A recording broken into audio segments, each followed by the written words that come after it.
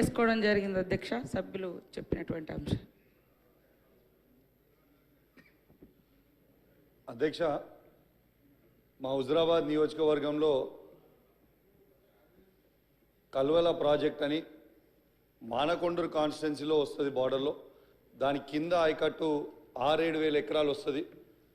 దాన్ని 2023లో భారీ వర్షాలతో పడ్డప్పుడు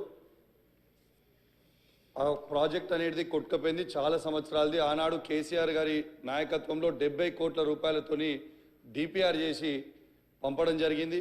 ఇప్పటిదాకా పెండింగ్ ఉంది.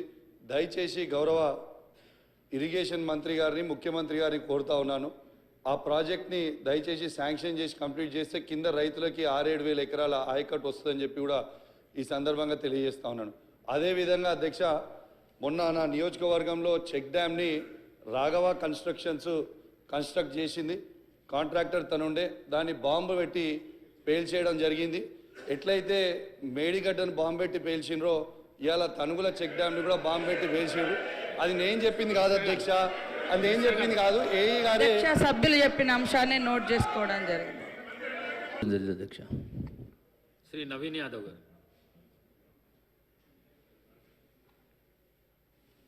స్పీకర్ గారికి, డిప్యూటీ స్పీకర్ గారికి, గౌరవ ముఖ్యమంత్రి గారికి, మంత్రులకు, గౌరవ మంత్రులకు, సభ్యులకు, అధికారులందరూ కూడా నమస్కారం.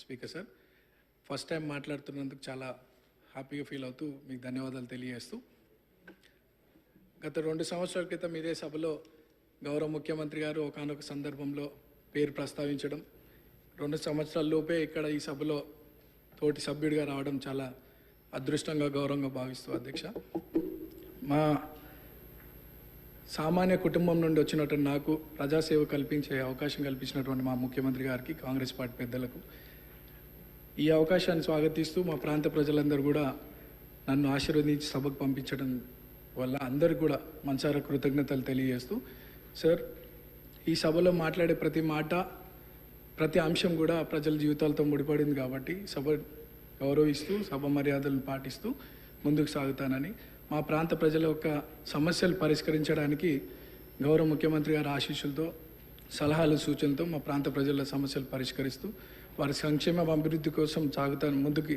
అదే నా లక్ష్యంగా పెట్టుకొని ముందుకు సాగుతానని. అట్లానే మా ప్రాంతంలో కృష్ణానగర్ అనే ఒక ఏరియా ఉంది సార్. దాదాపు 30-40 సంవత్సరాల నుండి అక్కడ వర్షాకాలంలో చాలా వర్షం వల్ల చాలా ఇబ్బందులకు గురవుతున్నారు ప్రజలు. మా మంత్రులు, అధికారుల దృష్టికి తీసుకెళ్ళినారు. అది పని కొద్దిగా ఆలస్యం అవుతుంది, తొందరగా పూర్తి చేయాలని ఒకటి సభ ద్వారా కోరుకుంటున్నాను. అట్లానే హైటెన్షన్ లైన్స్ మా ప్రాంతంలో ఉండడం వల్ల 10ల సంఖ్యలో ప్రజలు చనిపోయినటువంటి విషయం పూర్వంలో, అది కూడా అధికారుల దృష్టికి తీసుకెళ్ళినారు.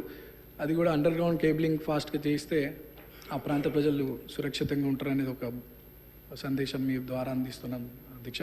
అండ్ చాలామంది పిల్లలు కూడా అక్కడ చదువుకొని 10th తర్వాత ఫైనాన్షియల్ ప్రాబ్లం వల్ల చదువుకోలేని పరిస్థితి. సో అక్కడ ఒక ఇంటర్మీడియట్ అండ్ డిగ్రీ కాలేజ్ కూడా వస్తే బాగుంటుందని ఒక అభిప్రాయం తెలియజేస్తూ నాకు ఈ అవకాశం ఇచ్చినటువంటి మీకు థ్యాంక్స్. మినిస్టర్ గారు.